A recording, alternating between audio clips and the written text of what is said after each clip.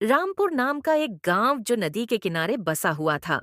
पर गर्मी में गांव के पास की नदी भी सूख जाया करती थी। ऐसे ही अप्रैल और मई के बीच की गर्मी का सफर शुरू हुआ। लोग गर्मी से भागने लगे। वही एक छोटा सा गरीब परिवार रहता था जो कि बहुत मेहनती था। रामू अपने छोटे से खेत में काम किया करता था और उसकी पत्नी सलिता उसकी मदद किया करती। एक दिन बहुत तेज धूप थी तो रामू अपनी पत्नी से बोला, इतनी गर्मी है, कैसे जाऊं खेतों में काम करने। क्या करे, अपने पास दूसरा कोई उपाय भी तो नहीं है। काम नहीं हो पाएगा तो फसल कैसे होगी।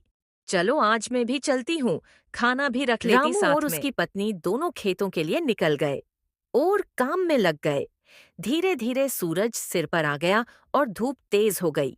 सभिता बोली, चलो जी खाना खा लेते हैं, दोपहर हो गई, धूप सिर पर चढ़ गई है। ठीक है, चलो सबिता।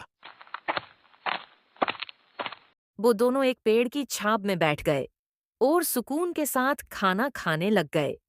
हवाएं गर्म थी पर पेड़ के नीचे सुकून था। दोनों खाना खा ही रहे थे कि वहां से एक साधु निकलकर अपनी कुटिया की ओर जा रहे थे। तो साधु उन दोनों को बैठे हुए देखा तो वह साधु बाबा पास जाकर बोले, बेटा थोड़ा जल मिलेगा क्या? और थोड़ा भोजन भी, मैं बहुत दूर से चल कर आ रहा हूँ, मुझे भूख लगी है। क्यों नहीं, साधु महाराज, लीजिए, बैठिए। दोनों ने मिलकर साधु महाराज को भोजन कराया और उनने भी भोजन करा। फिर साधु महाराज ने दोनों को आशीर्वाद दिया और वहां से अपनी कुटिया की ओर चले गए। वो दोनों भी खाना खाकर वहीं थोड़ी देर के लिए लेट गए, आराम करने लगे और फिर से काम करने के लिए उठ खड़े हो गए। तो सभिता बोलती है, जी घर में तो बहुत गर्मी लगती है, यहाँ खेतों में कम से कम हवा तो लग रही है। हाँ सबिता, ये तो तुम सही कह रही हो। यहाँ मन को शांति और आनंद मिलता है।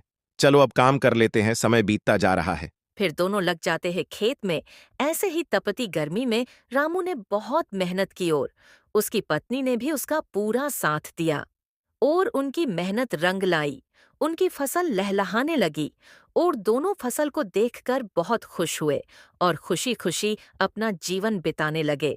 सीख, मेहनत और साथ कभी बेकार नहीं जाती है।